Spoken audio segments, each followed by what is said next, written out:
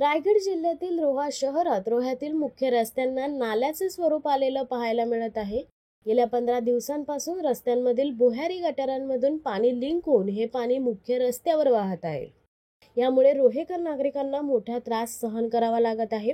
गेल्या वर्षी सुमारे 50 कोटीहून अधिक रक्कम खर्च करून रोह्यामध्ये भुयारी गटार योजना राबवण्यात येईल, परंतु ही योजना कुठेतरी निकामी पडली आहे की काय असा प्रश्न सुद्धा या निमित्ताने उपस्थित होत आहे।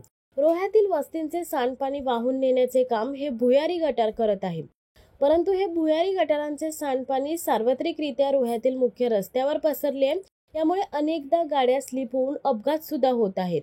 तर हे पाणी महिला व नागरिकांच्या अंगावर उडून नागरिकांना त्रास सहन करावा लागत आहे।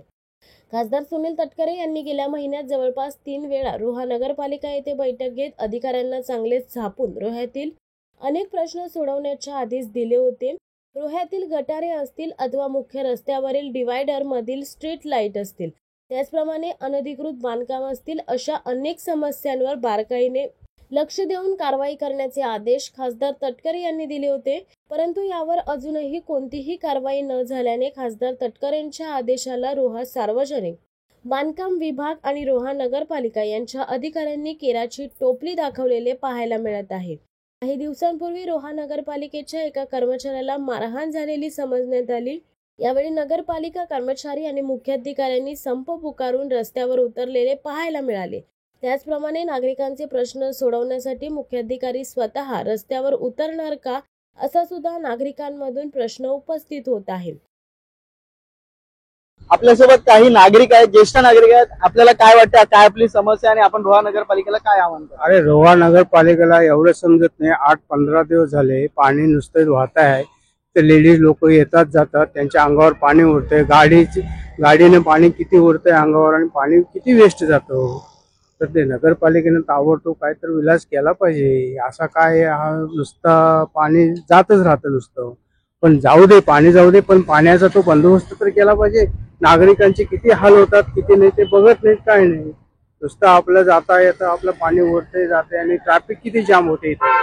त्या दमकाडी नाका म्हणजे मेन नाका आहे, त्याच्यामुळं नाक्यावर ते पाणी साचणं हा बरोबर नाही आहे। पण त्याच्यासाठी नगरपालिकेने थोडंसं लक्ष द्यावं हीच आमची विनंती आहे। धन्यवाद काका। त्याचप्रमाणे काही युवा सुद्धा आपल्या सोबत आहेत, त्यांना सुद्धा विचारूया की हे सुद्धा आहेच, परंतु जे साईडचे गटार आहेत, आज पावसाळा जवळ आलाय परंतु अजूनही कुठल्या प्रकारे गटाराची किंवा याची कामं अजूनपर्यंत सुरू झाली नाही, तुम्ही काय आवाहन करा?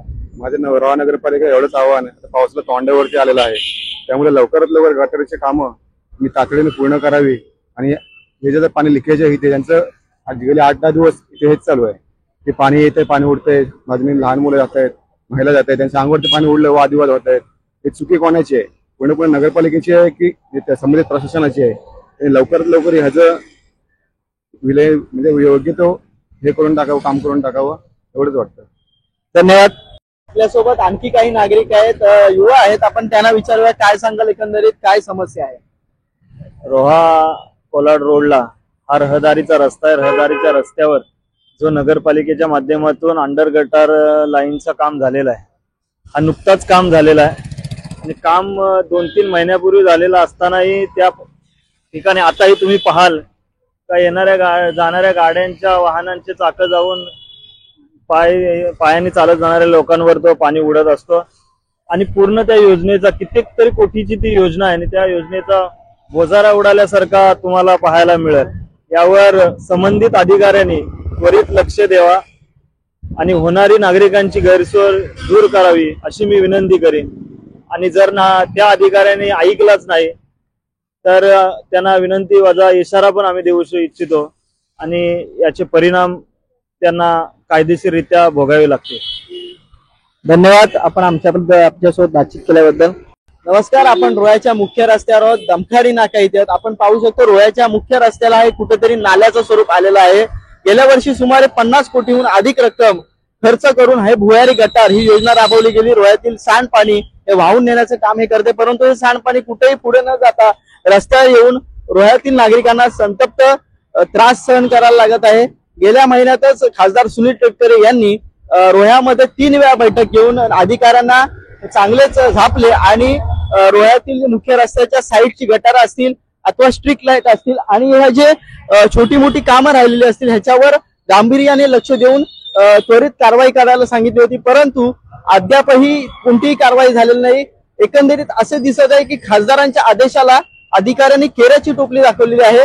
काही दिवसांपूर्वी नगरपालिकेच्या काही कर्मचारीला मारहाण झालेली समजण्यात आली, त्यावेळेला नगरपालिका आणि संपूर्ण मुख्य अधिकारी सहकर्मचारी हे रस्त्यावर उतरले होते, परंतु नागरिकांच्या या गंभीर समस्येकडे नगरपालिकेचं आणि मुख्य अधिकाऱ्यांचं लक्ष नाही का हे सुद्धा दिसत आहे. आता तरी मुख्य अधिकारी आणि नगरपालिकेचे कर्मचारी, पीडब्ल्यूडीचे कर्मचारी ह्याच्याकडे गांभीर्याने लक्ष देऊन नागरिकांची समस्या सोडवणार का हे पाहणं गरजेचं ठरणार आहे. शिवसत्ता टाइम्ससाठी दीप वायडेकर, रोहा. दे धडक बेधडक वृत्त देणाऱ्या आपल्या शिवसत्ता टाइम्स न्यूज चॅनलला लाल बटन दाबून सबस्क्राईब करा आणि बेल आयकॉनला क्लिक करायला विसरू नका.